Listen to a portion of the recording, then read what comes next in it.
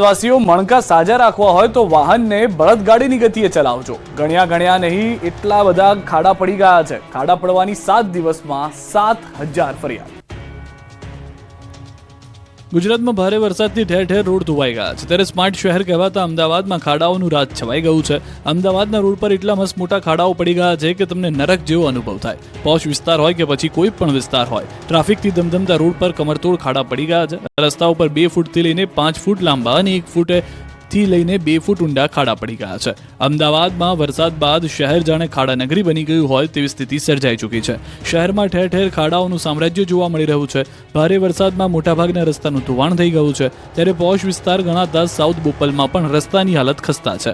ખાડામાં રોડ છે કે રોડ પર ખાડા ખબર નથી પડતી। રોડ તૂટેલી હાલતમાં હોવાથી કાંકરીઓ અને ધૂળ જોવા મળી રહી છે, જેને લઈને લોકો ત્રાહિમામ પોકારી ઉઠ્યા છે અને તંત્ર પર રોષ ઠાલવી રહ્યા છે। 7 દિવસમાં શહેરમાં 7,000 ખાડા પડ્યા છે, છતાં અધિકારી અને નેતાઓ ઝડપથી કામગીરીના ઠાલા વચનો આપી કરોડો રૂપિયા ટેક્સ ભરતી જનતાને મૂરખ બનાવે છે।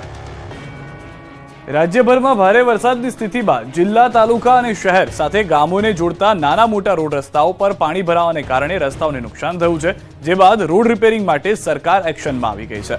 નાગરિકોને યાતાયાતની સુવિધામાં કોઈ પણ પ્રકારની તકલીફ ન પડે તે માટે મુખ્યમંત્રી ભૂપેન્દ્ર પટેલે આ કામગીરી સત્વરે પૂર્ણ કરવા આદેશ આપ્યા છે। 15 સપ્ટેમ્બર સુધીમાં તમામ રોડ ચકાચક બની જશે, જેના ભાગરૂપે માર્ગ મકાન વિભાગ દ્વારા અસર પામેલા માર્ગના મરામતની કામગીરી યુદ્ધના ધોરણે હાથ ધરાઈ છે। રાજ્યના 3,610 કિલોમીટર રોડને નુકસાન થયું છે, જેને રિપેર કરવા માટે JCB 731, dumper 699, tractor 557, Hitachi 7, roller 65, loader 14, tree cutter 48, paver 4 સહિતના મશીન કામે લાગ્યા છે। અંદાજે 6,487 કામદારો સાથે કુલ 466 ટીમ કાર્યરત છે। જે જગ્યાએ સ્ટ્રક્ચર તૂટી ગયા છે ત્યાં તાત્કાલિક ડાયવર્ઝન બનાવી વાહન વ્યવહાર પુનઃસ્થાપિત કરવાની કામગીરી ચાલુ કરવામાં આવી છે। National highway authority of India હસ્તકના કુલ 2,894 કિલોમીટરના રાષ્ટ્રીય ધોરીમાર્ગનું નુકસાન થયું છે। અંદાજે 139 કિલોમીટર લંબાઈની મરામતની કામગીરી રાજ્ય સરકારના સંપર્કમાં રહી NHAI દ્વારા હાથ ધરવામાં આવેલ છે, જે અન્વયે વડોદરા, વાપી, રાજકોટ, જેતપુર, ચિલોડા, હિંમતનગર તથા અન્ય રસ્તાઓમાં પણ યુદ્ધના ધોરણે સમારકામની કામગીરી ચાલુ છે। અમદાવાદ જિલ્લામાં 42 રસ્તાઓ પૈકી હાલ 30 માર્ગો પર વાહન વ્યવહાર પૂર્વવત થઈ ગયો છે।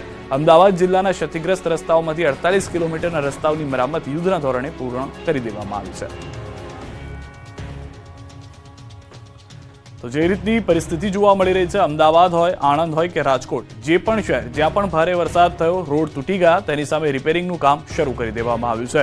ટાર્ગેટ રાખવામાં આવ્યો છે 15 સપ્ટેમ્બરનો। 15 સપ્ટેમ્બર સુધીમાં રાજ્યના તમામ રસ્તાઓ ફરી એક વખત રિપેર થઈ અને પુનઃસ્થાપિત કરી દેવામાં આવશે, તે ટાર્ગેટ સાથે આગળ વધવામાં આવી રહ્યું છે। હાલમાં અનેક શહેરમાં ભારે વરસાદને લઈને રસ્તાઓ તૂટ્યા હોવાની જાણકારી મળતા જ ખુદ મુખ્યમંત્રીની અધ્યક્ષતામાં આ ટીમ કામે લાગી છે। 7 દિવસથી માધવરાવજી મંદિર પાણીમાં ગરકાવ હોવાથી ભક્તો પણ પરેશાન। છેલ્લા દિવસથી કંઈક આ જ રીતે પ્રાચી તીર્થનું માધવરાયજી મંદિર પાણીમાં સમાયેલું છે। સરસ્વતી નદીના પાણીમાં મંદિર ગરકાવ છે। પાણીનો ધસમસતો પ્રવાહ વહી રહ્યો છે। માધવરાવજીની પ્રતિમા પરથી 7 ફૂટથી વધુ પાણી વહી રહ્યું છે। સરસ્વતી નદીના કિનારે પ્રાચી તીર્થનો મોક્ષ પીપળો અને તેનાથી થોડે દૂર માધવરાયજીનું મંદિર આવેલું છે। હાલ 3 દિવસ પિતૃઓને પાણી પીવડાવવાનો મહિમા છે, પણ મંદિર અને પીપળો બંને પાણીમાં ડૂબેલા હોવાથી ભક્તો પીપળે પાણી રેડી શકતા નથી। મંદિરના મહંતના મતે હજુ આગામી 1 થી 1.5 મહિના સુધી ભગવાન જળમગ્ન રહેશે। ભક્તો ભગવાનના દર્શન નહીં કરી શકે। ભક્તો માધવરાયજીના દર્શન કરી શકે તે માટે મંદિરના મહંત દ્વારા મંદિરના સામેના ભાગે ભગવાનની ગાદીના દર્શનની વ્યવસ્થા કરવામાં આવી છે। તંત્રના બાપે વડોદરા ડૂબતા નેતાઓ પર રહીશો ભડકી રહ્યા છે।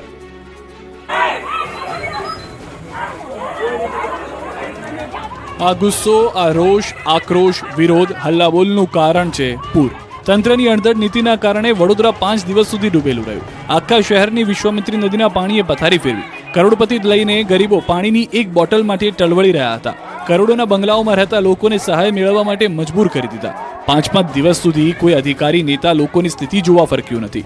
હવે જ્યારે પાણી ઓસરી જતા વડોદરાના સ્થાનિક નેતાઓ ફોટા પડાવવા, પ્લાસ્ટિકની સ્માઇલ કરી દુઃખ દર્દ બતાવવા ઘરની બહાર નીકળતા લોકોમાં આક્રોશ આસમાને છે। વડોદરામાં પૂરની સ્થિતિ બાદ રહીશોમાં ભારે નારાજગી જોવા મળી રહી છે, જેનો ભોગ બન્યા વોર્ડ નંબર 2ના નગરસેવક મહાવીરસિંહ રાજપુરોહિત। નગરસેવક રાજપુરોહિત જાવદ પાર્ક પાસે પહોંચ્યા હતા, જ્યાં લોકોએ ઘરવખરીનો કચરો રોડ પર મૂકીને કોર્પોરેટરનો હુરિયો બોલાવ્યો.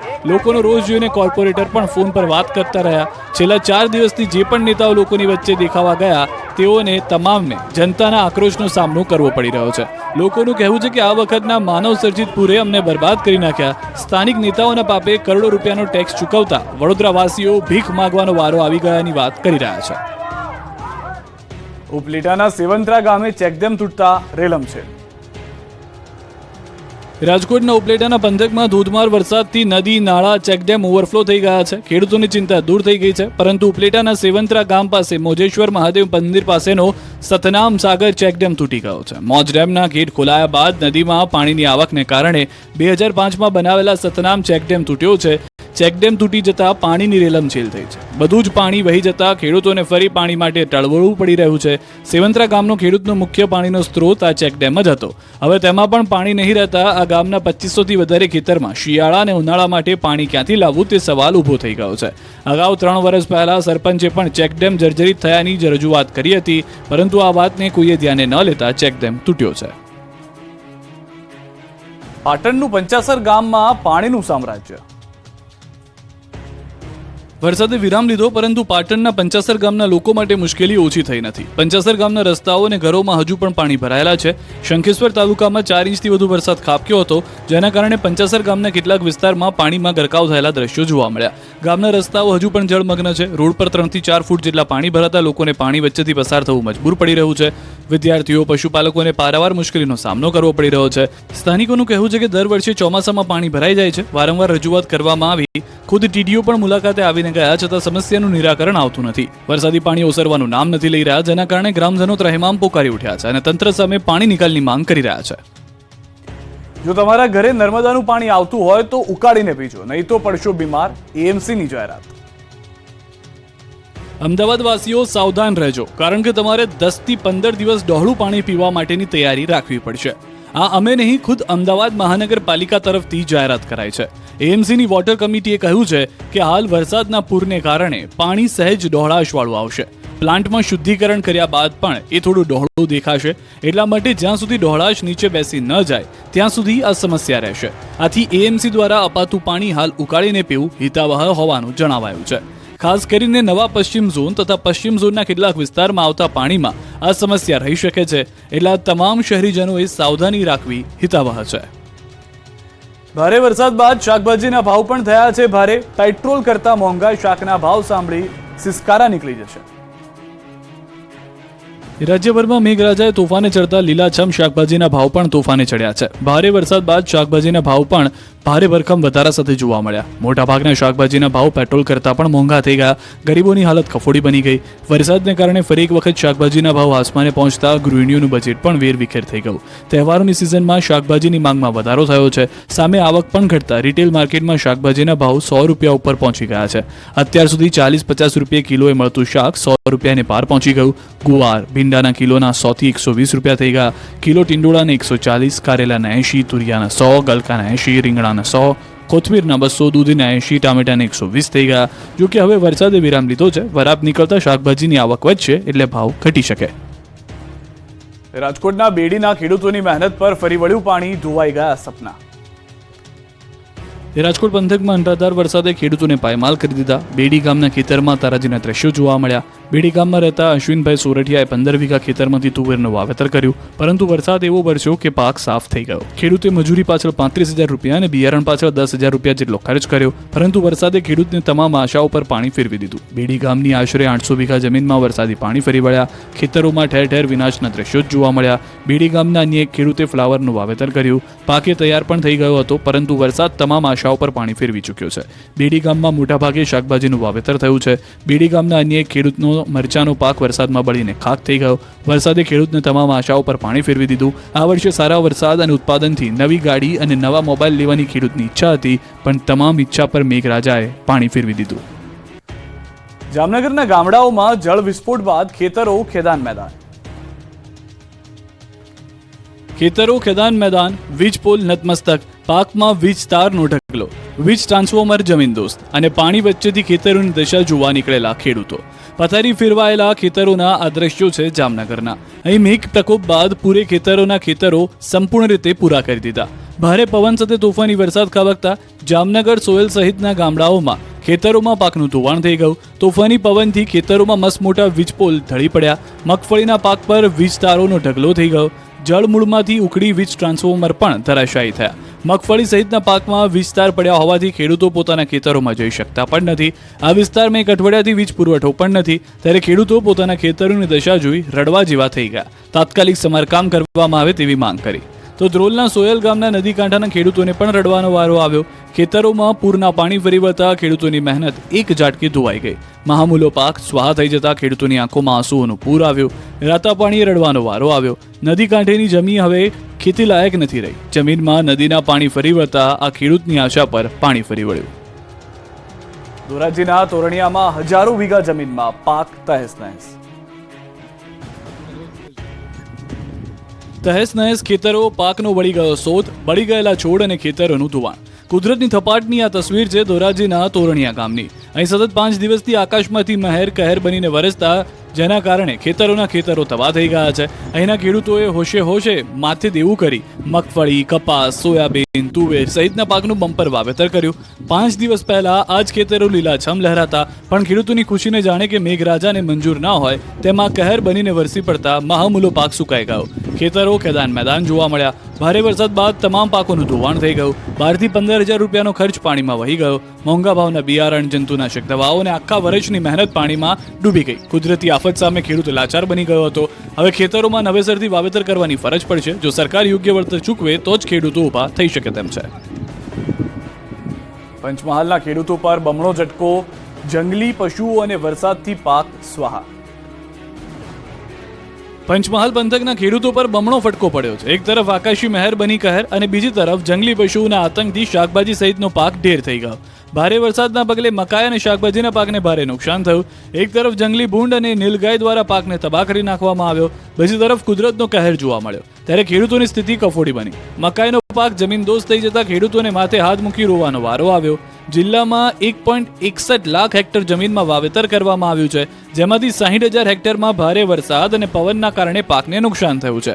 ખેડૂતો દ્વારા તંત્ર પાસે સર્વે કરી વળતરની માંગ કરવામાં આવી છે. ત્યારે આ અંગે જિલ્લાના ખેતીવાડી અધિકારીઓએ ખાતરી આપી કે સર્વેની કામગીરી ચાલુ છે. થોડા સમયમાં નુકસાનીનો ચોક્કસ આંકડો સામે આવશે, ત્યારબાદ સહાયની કામગીરી હાથ ધરાશે. આ જિલ્લામાં મુખ્યત્વે મકાઈના પાક ઉપર ખેડૂતો નિર્ભર છે, ત્યારે જેની ઉપજ મળવા ઉપર પણ હવે પાણી ફરી વળ્યા છે. વિરમગામમાં આકાશમાંથી આફત ત્રાટકતા ખેતરો બન્યા તળાવ. ચારે બાજુ પાણી જ પાણી. ખેતર હોય કે ખુલ્લું મેદાન, ફેક્ટરી હોય કે ઉદ્યોગપતિઓની ખાલી જમીન, બધું જ પાણીમાં ડૂબી ગયું. જળતબાઈના આ દ્રશ્યો છે વિરમગામના. ભારે વરસાદના પગલે અમદાવાદના વિરમગામની હાલત ખરાબ થઈ ગઈ છે. અહીં હજારો વીઘા જમીનમાં પાણીએ કબજો જમાવી લેતા ખેડૂતોના હાલ બેહાલ થઈ ગયા. વરસાદ વિરામના 5 દિવસ બાદ પણ અહીં જળમગ્ન જેવી જ હાલત હોવાથી ખેડૂતો પોતાના જ ખેતરમાં જઈ શકતા નથી. પાકે જળ સમાધિ લીધી. રોડની બંને બાજુએ પાણી તારાજી સર્જી ચૂક્યું. વરસાદના કારણે ખેડૂતો અને વેપારીઓને ભારે નુકસાન થયું. ત્યારે પૂર્વ ધારાસભ્ય લાખાભાઈ ભરવાડે નુકસાનીની સહાય કરવા માંગ કરી છે. ખેડાના કુમરવાડ ગામમાં શેઢી નદીના પાણીએ ખેતરો કર્યા ધૂળધાણી. ખેડાના કુમરવાડ ગામમાં શેઢી નદીનું પાણી ખેડૂતો માટે આશીર્વાદરૂપ નહીં પરંતુ અભિશાપરૂપ સાબિત થયું છે. પૂરના પાણીએ એવી પથારી ફેરવી કે ખેતરો હવે ગોત્યા મળતા નથી. પૂરના પાણી અહીંના હજારો વીઘા ખેતરમાં ફરી વળતા પાકની પથારી ફરી ગઈ. ખેડાના કુમરવાડ ગામમાં શેઢી નદીના પાણી ફરી વળતા ખેતરોમાં રેતીના થર જામી ગયા. રેતીના થરમાં પાક જ ગાયબ થઈ ગયા હોય તેવા દ્રશ્યો જોવા મળ્યા. અહીં ખેડૂતોએ શાકભાજી, ડાંગર સહિતના પાકનું વાવેતર કર્યું, પરંતુ ખેડૂતોની મહેનત પર પાણી ફરી વળ્યું. તારાજી એવી સર્જાઈ કે ખેડૂતોને વીઘા દીઠ લાખો રૂપિયાનું નુકસાન થયું. ખેતરોમાં કંઈ બચ્યું નથી, જાણે ક્રિકેટના મેદાન જ બની ગયા. તમામ શાકભાજીના માંડવા જમીન દોસ્ત થઈ ગયા. રોજ શાકભાજી વેચીને પોતાના પરિવારનું જીવન ગુજારતા લોકો બરબાદ થઈ ગયા. ડાંગરના પાક પર એવા પાણી ફરી વળ્યા કે આખો કલર બદલાઈ ગયો. તો પશુઓનો લીલો ઘાસચારો કે સૂકો ઘાસચારો પણ ન રહ્યો. હવે ખેડૂતોને આશા છે કે સરકાર સર્વે કરી તેમને વળતર ચૂકવે. અમદાવાદમાં આકાશી મહેર બાદ બીમારીનો કહેર. રાજ્યભરમાં આકાશી મહેર બાદ હવે બીમારીનો કહેર જોવા મળી રહ્યો છે. શહેર પાણીજન્ય અને મચ્છરજન્ય રોગચાળાએ માથું ઉચેકતા હોસ્પિટલો દર્દીઓથી હાઉસફુલ થઈ છે. ઓપીડીમાં લાઈનો લાગે છે. અમદાવાદ સહિતના શહેરોમાં વાયરલ ઇન્ફેક્શન, મેલેરિયા, કમળો, ડેન્ગ્યુ, ચિકનગુનિયા, ટાઇફોઇડ, કોલેરા, ઝાડા ઉલટી સહિતના કેસમાં જોરદાર ઉછાળો આવ્યો છે. અમદાવાદમાં ચાલુ મહિનામાં જ 500થી વધુ ડેન્ગ્યુના કેસ નોંધાયા. મેલેરિયાના પણ 300થી વધુ કેસ નોંધાયા. ઝાડા ઉલટીના 1000 કેસ, કમળાના 500 કેસ, ટાઇફોઇડના 700 કેસ, કોલેરાના 30 કેસ. શહેરમાં વધી રહેલા રોગચાળા બાદ તંત્ર એક્શનમાં આવ્યું. આરોગ્ય વિભાગે શહેરના પાર્ટી પ્લોટ, મોલ સહિત શૈક્ષણિક એકમમાં ચેકિંગ કર્યું છે. શહેરમાં 389 એકમોમાં ચેકિંગ હાથ ધર્યું. મચ્છર બ્રિડિંગ મળતા 185 એકમને નોટિસ ફટકારવા એએમસી દ્વારા 3 લાખનો વહીવટી ચાર્જ પણ વસૂલ કરાયો. બીજી તરફ અમદાવાદમાં વરસાદ બાદ રોગચાળો ફેલાતા કોર્પોરેશને સફાઈ અભિયાન શરૂ કર્યું. શહેરના 7 ઝોનમાં યુદ્ધના ધોરણે સફાઈ કામગીરી શરૂ કરી. 10,000 કર્મચારીઓ સફાઈ અભિયાનમાં જોડાયા. દવા અને પાવડરનો છંટકાવ કરાયો. 10 દિવસ ચાલશે સફાઈ અભિયાન. બીજી તરફ અમદાવાદ બીજે મેડિકલના ડોક્ટરોએ ફરી હડતાલની ચીમકી આપી છે. કેટલીક માંગ પૂરી ન થતા રેસિડેન્ટ ડોક્ટર સોમવારથી હડતાલ પર ઉતરશે. ઇમરજન્સી સહિતની તમામ સેવાઓ બંધ રહેશે. વિઘ્નહર્તા ગણેશજીના આગમનની તડામાર તૈયારી શરૂ. ઇકો ફ્રેન્ડલી મૂર્તિની ધૂમ ડિમાન્ડ. શ્રાવણ માસ પૂર્ણ થવાની એક જ દિવસ બચ્યો છે, ત્યારે વિઘ્નહર્તા ગણેશજીના મહાઉત્સવના આગમનની ઘડીઓ ગણાઈ રહી છે. ગણેશ ઉત્સવને લઈને રાજ્યભરમાં તડામાર તૈયારીઓ ચાલી રહી છે. 10 દિવસ સુધી ગુજરાત પણ મહારાષ્ટ્રની માફક ગણેશમય બની જશે. એમાં પણ દક્ષિણ ગુજરાત તો જાણે મિની મુંબઈ હોય તે રીતે ઠેર ઠેર ગણેશજીની મૂર્તિની સ્થાપના થાય છે. ત્યારે આ વખતે સુરત, બારડોલી, નવસારી, વલસાડ સહિતના પંથકમાં ઇકો ફ્રેન્ડલી ગણેશજીની મૂર્તિની ધૂમ ડિમાન્ડ નીકળી પડી છે. બારડોલી પંથકમાં પણ ગણેશ પંડાલ માટે લોકોએ મૂર્તિ ખરીદવાનું શરૂ કરી દીધું છે. શહેરમાં 700થી વધુ ગણેશ મંડળો દ્વારા ગણેશ ઉત્સવ મનાવવામાં આવે છે. ત્યારે આ વર્ષે ભાવિકોમાં પર્યાવરણને લઈ જાગૃતિ જોવા મળી રહી છે. પહેલા પીઓપી મૂર્તિનું ઘણું વેચાણ થતું હતું, જ્યારે આ વર્ષે ભાવિકો માટેની ઇકો ફ્રેન્ડલી મૂર્તિ ખરીદાતી જોવા મળી છે. રાજ્ય બહારથી મૂર્તિના વેચાણ અર્થે આવેલા મૂર્તિકારો સૌથી વધુ ઇકો ફ્રેન્ડલી ગણેશજીની પ્રતિમા બનાવી છે. આ માટે પણ માટી વાપરવામાં આવે છે. તે કલકત્તાથી મંગાવવામાં આવે છે. 25 ટન માટી લાવવા માટે વહીવટી ખર્ચ સહિત ₹1.25 લાખ જેટલો ખર્ચ થવા જાય છે, જેને લઈ આ વર્ષે મૂર્તિના ભાવમાં ખાસો વધારો જોવા મળી રહ્યો છે. મૂર્તિકારોને ગણેશ આયોજકો જે ફોટા આપે છે એ જ પ્રમાણેની મૂર્તિઓ બનાવી આપે છે. ભક્તો દ્વારા ઇકો ફ્રેન્ડલી ગણેશજીની અવનવી ડિઝાઇનની પ્રતિમાઓની સ્થાપના કરવા માટે ગણેશજીની પ્રતિમાની ખરીદી કરવાની હોડ લાગી છે. પરંતુ આ વખતે ભક્તોને ગણેશજીની સ્થાપના મોંઘી પડશે. અંબાજીમાં પદયાત્રીઓને વીમા કવચથી કરાયા સુરક્ષિત. યાત્રાધામ અંબાજી ખાતે ભરાનાર ભાદરવી પૂનમના મેળામાં પદયાત્રાએ આવતા લાખો શ્રદ્ધાળુઓની ચિંતા સતત અંબાજી મંદિર ટ્રસ્ટ કરતું રહ્યું છે. અને આ વખતે પણ અંબાજી આવતા તમામ યાત્રિકોને વીમા કવચ પૂરું પાડવામાં આવ્યું છે.